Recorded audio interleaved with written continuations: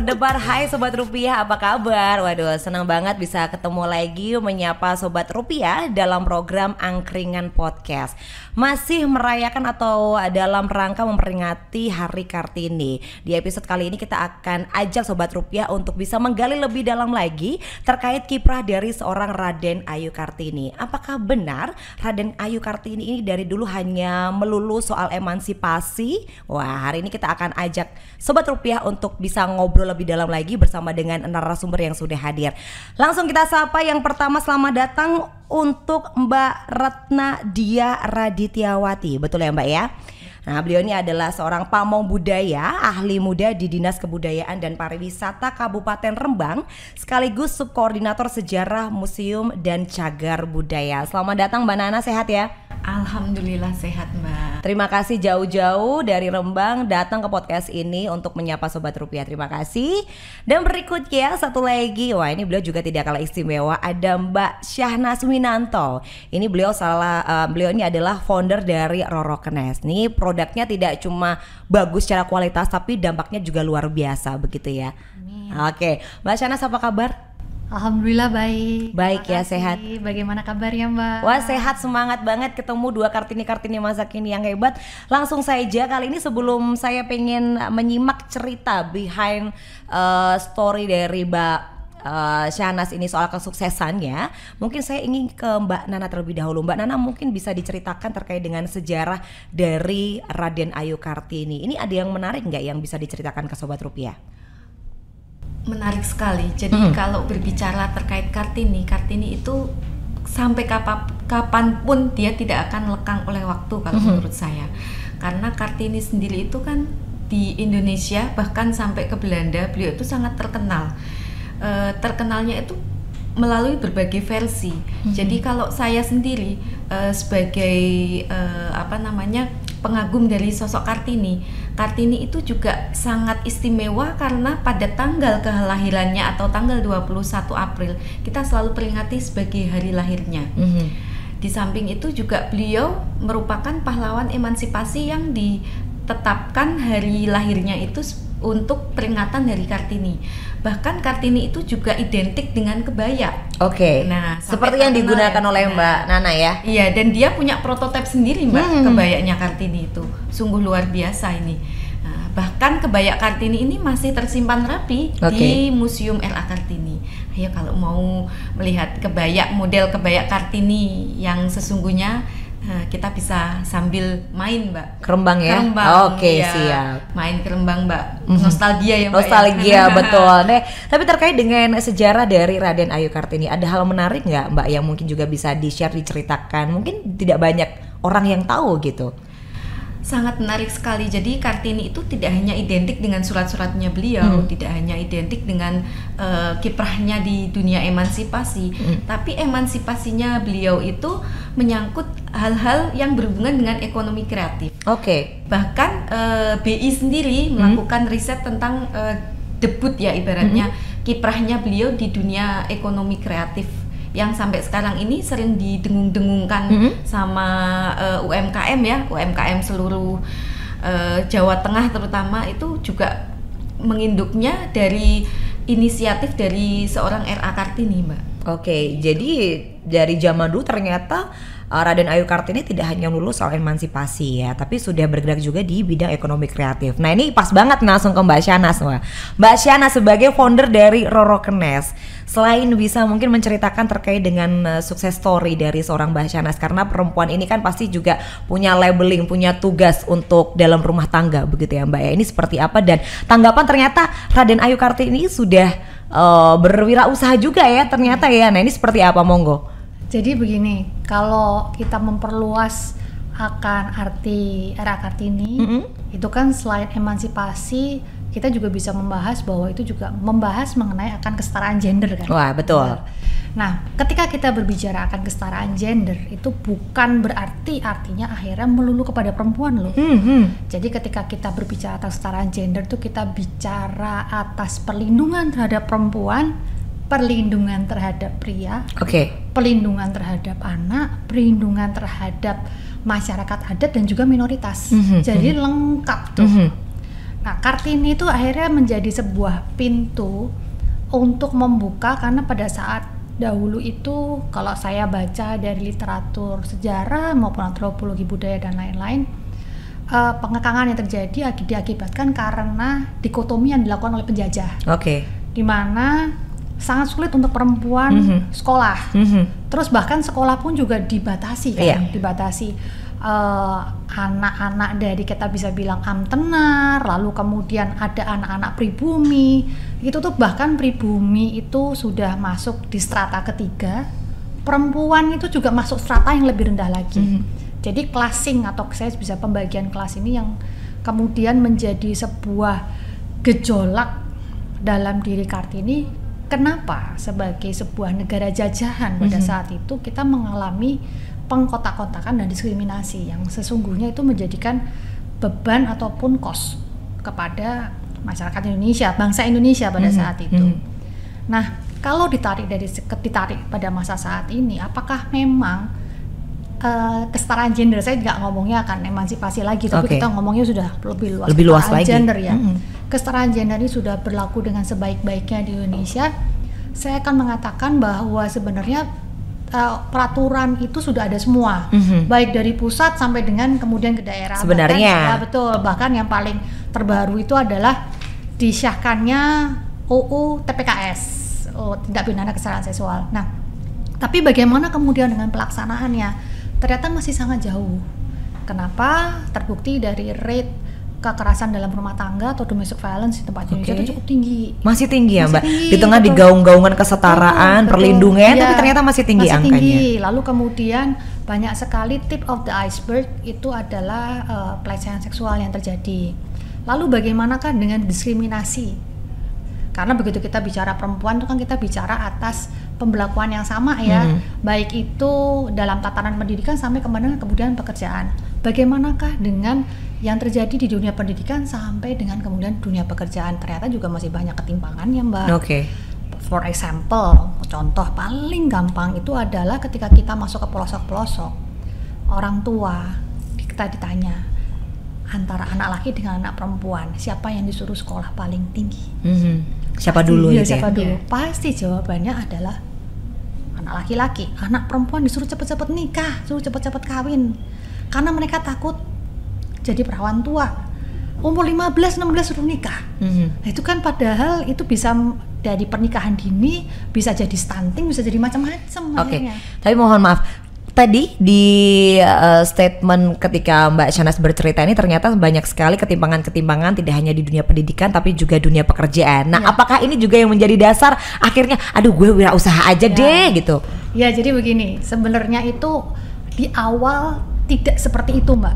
Di awal tuh tidak seperti itu. Jadi di awal tuh hanya kepingin membuat sebuah produk tas yang bisa bersaing baik di pasar domestik maupun sampai ke internasional gitu. Dan itu diakui gitu atau kualitinya. Tapi kemudian berjalan dengan seiringnya waktu, saya melihat bahwa target market saya itu 85% adalah perempuan. Nah, what can I do for them? Kita bisa melakukan apa? Setelah semua konten lokal, tapi what next? Preservation budaya udah, kemudian konten lokal sudah, tapi kemudian permasalahan dengan perempuan 85% ini apa? Diskusi dengan banyak teman, dan akhirnya di tahun 2017 itu kami tergerak untuk bekerja sama dengan Pundi Perempuan, yaitu bentukan dari Yayasan Sosial Indonesia untuk Kemanusiaan dengan Komnas Perempuan. Di mana dulu awalnya nih masih sebagian profit dari Rorokanas diberikan kepada Pundi Perempuan. Di mana Pundi Perempuan ini kemudian mengadvokasi korban KDRT sampai dengan sexual abuse, kemudian mendirikan rumah aman sampai juga memberikan literasi gender, terutama di daerah pesisir dan juga Indonesia Timur.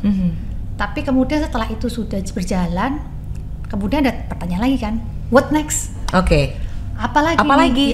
Nah, bagaimana kemudian kalau kita bisa mengaplikasikan kesetaraan gender ini dalam mata rantai hulu hilir yang kita bangun di Rorokanas sebagai sebuah strategi usaha.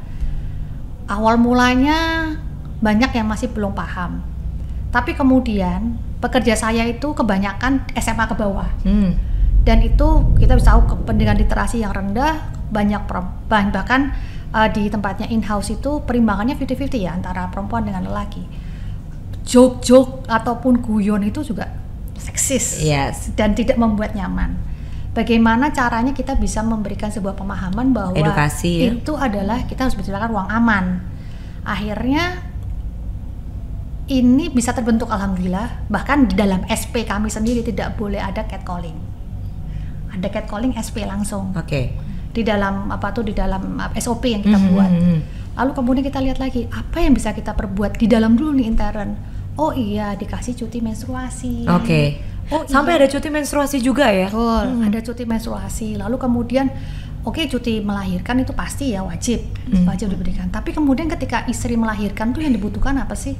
Suami ada di samping agar ASI-nya lancar. Oke. Kita memberikan apa kemudian di situ?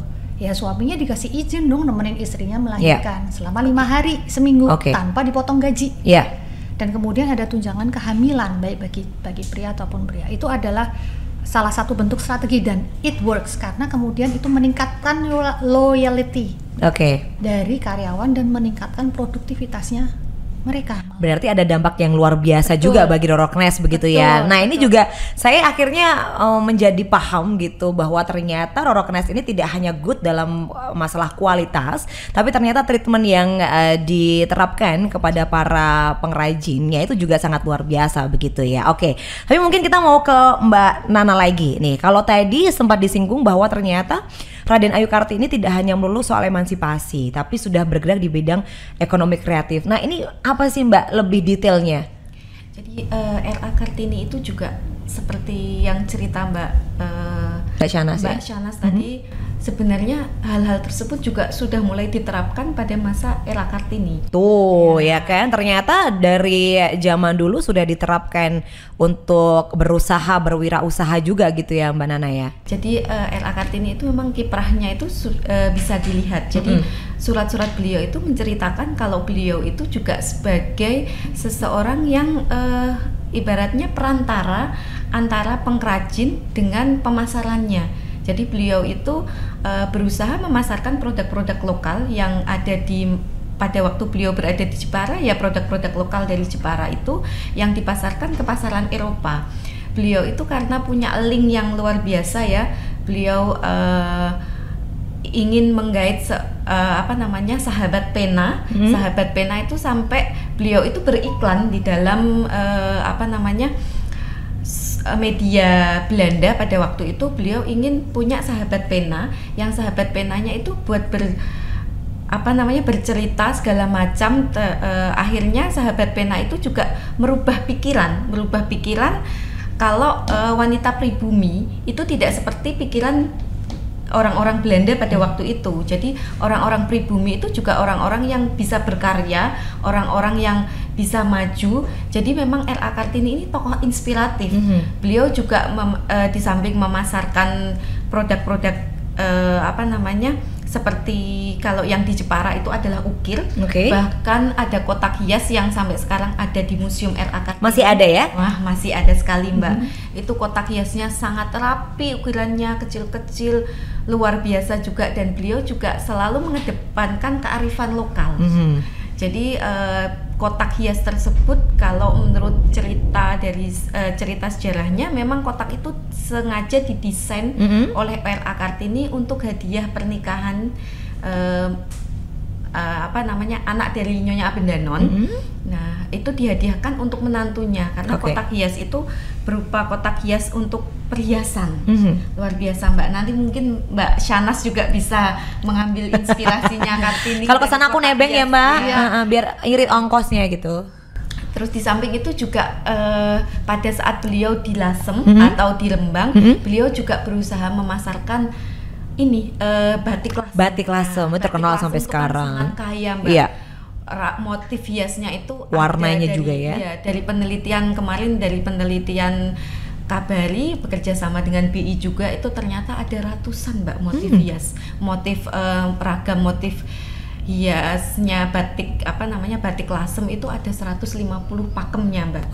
Jadi luar biasa sekali. Jadi itu juga sudah mulai dilirik oleh RA Kartini. Beliau juga memasarkan lewat suratnya itu. Jadi saya pada waktu dulu itu sering riset terhadap surat-suratnya Kartini ya, terutama pada saat Kartini berada di Lembang. Jadi debutnya dia sebagai seorang istri bupati itu juga bukan hanya seorang istri bayangan ya, atau konco wingking ya Mbak. Nah, R.A. Kartini itu ternyata perannya juga luar biasa. Bahkan suaminya itu ternyata mendukung sekali peran-peran dari Kartini. Kartini seorang sosok pendidik, juga disediakan sebuah sekolah sendiri. Kartini juga ternyata kalau model sekarang ya ini ya ibaratnya bukan penjual ya Mbak, penjual perantara ya kalau zaman sekarang. Jadi sebenarnya beliau tidak punya produk, tapi beliau memasarkan produk dari orang lain. Nah, itu yang luar biasa dari Kartini sendiri. Saya juga salut ya. Dan ternyata beliau itu juga sosok seorang ibu yang tidak pernah pilih kasih Mbak. Nah, itu yang saya ibaratnya belajar dari beliau. Tiru untuk ditiru. Beliau masuk ke Rembang pada saat itu beliau punya anak tiri yang banyak Nah, tapi anak tirinya tidak pernah dibedakan. Semua sama ya? Iya, dan mungkin banyak yang tidak tahu bahwa Kartini itu pada saat beliau mau jadi seorang ibu tiri, beliau itu belajar ilmu psikologis tentang anak dulu Mbak. Jadi nggak semerta-merta gitu ya? Ini menarik, hal yang mungkin patut kita appreciate. Ternyata untuk Raden Ayu Kartini sekali lagi tidak hanya melulu sama emansipasi, tapi beliau juga berusaha untuk berdaya bagi masyarakat sekitar begitu. Nah, mungkin dari Mbak Shahnaz, nilai-nilai apa yang saat ini mungkin bisa di-adopt dari seorang Raden Ayu Kartini dalam kehidupan usaha ataupun juga kehidupan sehari-hari? Karena tentu tidak mudah ya Mbak untuk menjadi seorang pengusaha, seorang ibu, seorang istri. Gimana bisa jalan bareng tuh, gimana tuh ceritanya? Jadi gini, balancing. Ya, bisa dibilang seorang Kartini itu juga sebagai seorang pendobrak ya, bahwa kemudian walaupun dia juga struggling pada saat itu dengan masih kentalnya budaya patriarki, dia berusaha untuk mendobrak dengan mengatakan bahwa peran yang dilakukan oleh perempuan dengan pria itu sebenarnya tipis, karena bahkan ada di dalam salah satu surat yang dikirimkan oleh beliau ke Belanda itu, dia juga mengatakan seandainya saya menjadi seorang pria, karena kakaknya beliau, kakak dari Kartini kan dikirim untuk Sosro Kartono dikirim untuk sekolah Belanda dan lain-lain. Jadi sebenarnya memang ada sebuah pemikiran di sini, tidak ada perbedaan antara perempuan dengan pria. Perbedaan itu hanya ada pada sistem fungsi anatomi tubuh, di mana reproduksi. Perempuan itu identik dengan empon. Empu atau empon, di mana di sini adalah cikal bakal kehidupan, yaitu di sini adalah apa? Rahim, alat reproduksi. Akan tetapi bagaimanakah dengan pekerjaan? Tidak ada perbedaan antara perempuan dengan pria, bahwa pria pun juga bisa melakukan pekerjaan yang dalam tanda kutip itu dikatakan sebagai sebuah pekerjaan perempuan. Perempuan pun sebenarnya juga bisa melakukan pekerjaan yang biasanya dilakukan oleh pria. Nah, ini kalau kemudian kita maksudnya masukkan lagi di ranah sekarang yang lebih modern, di mana di situ ada perempuan yang bekerja, ada yang murni ibu rumah tangga, ada yang melakukan double function sebagai ibu rumah tangga, tapi juga sebagai wanita karir dan lain-lain. Itu 100% adalah hak seorang perempuan. Dan di sini negara wajib hadir untuk bisa melindungi seluruh peran yang dipilih oleh perempuan. Baik itu dia sebagai ibu rumah tangga, baik itu dia memilih sebagai wanita karir ataupun memilih kedua-duanya. Tidak ada yang membuat seorang perempuan menjadi lebih rendah dibanding ketika melakukan peran tersebut atau memilih salah satu peran tersebut. Lalu kemudian pasti pertanyaan gini, bagaimana sih kemudian bisa membaginya? Nah, kata-kata membagi ini kan sebenarnya berdasarkan kepada diskusi yang terjadi dalam internal keluarga ya Mbak, antara seorang suami dengan istri. Menjadi bermasalah sebenarnya adalah ketika kita berbenturan dengan budaya patriarki atau sistem patriarki yang berjalan. Karena kemudian omongan-omongan ini ataupun konsep-konsep patriarki yang masuk dalam semua ini. Kok seperti itu? Atau ketika perempuan memilih untuk tidak menikah dan hanya berkarir, Bapak lagi mau lebaran nih. Betul. Pertanyaan yang paling aja. Kapan undangannya gitu. Kok belum punya anak gitu. Aduh. Itu kan sebenarnya adalah ranah-ranah privat yang tidak perlu ditanyakan karena lo tidak melanggar hukum ataupun lainnya. Betul. Begitu. Ataupun ketika kamu kerja ya, emang bisa bagi waktu lo. Anak-anak gimana gitu ya? Padahal saya sering melihat yang di situ antara suami memasak, ketika istrinya terpaksa harus keluar kota, suami mengurus anak dan memasak juga tidak apa-apa. Ketika suaminya terpaksa pergi keluar kota, istrinya memasak, bekerja dan mengurus anak juga tidak apa-apa. Jadi internalnya fine. Iya. Bermasalah ketika bertemu di luar. Jadi bagaimana cara membagi? Itu tadi, komunikasi internal yang baik. Nah, sebenarnya itu sudah dicontohkan loh Mbak, Yes. sama Kartini. Tuh balik lagi, ini sebenarnya sudah dicontohkan. Ini gimana contohkannya Mbak Nana? Jadi di dalam suratnya Kartini, Kartini itu dulu memang ibaratnya kayak terpaksa ya Mbak menikah dengan suaminya. Tetapi suaminya itu beliau menyetujui seluruh persyaratan Kartini. Dan beliau juga selalu dilibatkan Mbak di dalam pengambilan kebijakan. Pada waktu itu kan suaminya bupati ya Mbak. Jadi setiap ada masalah tentang ketatanegaraan di Kadipaten Rembang pada saat itu, beliau selalu dilibatkan, dimintai ibaratnya diminta nasihat, pendapat nasihat. Nah itu yang harus diterapkan Mbak. Karena mohon maaf ya, di dalam mungkin di dalam ranah di dalam agama juga kita diperintahkan ya Mbak, diperintahkan untuk selalu melibatkan wanita. Oke. Wanita itu sebenarnya sebaik-baiknya pemberi nasihat. Ya, betul. Nah, jadi kadang kan doa seorang istri itu akan manjur Mbak. Nah itu juga selalu diterapkan. Padahal kalau kita melihat ya, suami Kartini itu nampaknya garang Mbak, tapi hatinya luar biasa Mbak. Iya, beliau juga menulis di dalam suratnya itu, beliau selalu diajak pada saat sore ataupun malam menjelang makan malam itu untuk berdiskusi sama suaminya. Terus beliau juga sering diajak belusuan ibaratnya kalau zaman sekarang ya. Jadi Kartini itu memang dari kecil itu diajari oleh ayahnya itu menjadi seorang pemimpin yang baik itu harus tahu rakyatnya seperti apa. Kita harus belusuan. Jadi yang seperti yang ditiru pemimpin-pemimpin kita itu sebenarnya sudah diajarkan oleh pemimpin-pemimpin terdahulu Mbak. Jadi dan itu usul Kartini untuk suaminya. Mungkin ya kalau bahasa sekarang ya, ayo Pak kita belusuan biar kita tahu rakyatnya kita bagaimana begitu. Kalau membahasakannya begitu ya. Iya, dan memang Kartini sama suaminya itu nggak pernah pakai bahasa itu Mbak, nggak pernah pakai bahasa kromo inggil. Jadi itu syarat pernikahan Kartini pada waktu itu. Jadi dia memang menerapkan biar kita seperti teman. Kalau bahasanya nguku. Jadi lebih akrab ya Mbak. Nah, padahal sebenarnya usianya terpaut jauh, tapi suaminya menyetujui hal semacam itu. Nah, sebenarnya Kartini itu tidak melanggar sebuah adat, tapi adat yang membelenggu. Beliau mulai mengikis. Nah, seperti itu Mbak. Ini luar biasanya Kartini Mbak. Belenggu itu tuh sebenarnya ada di dalam kata-kata ini, patriarki. Nah, belenggu itu ada di dalam patriarki, dan patriarki ini sebenarnya yang harus dikikis. Jadi bukan kemudian apakah perempuan menjadi di atas lelaki, enggak Mbak.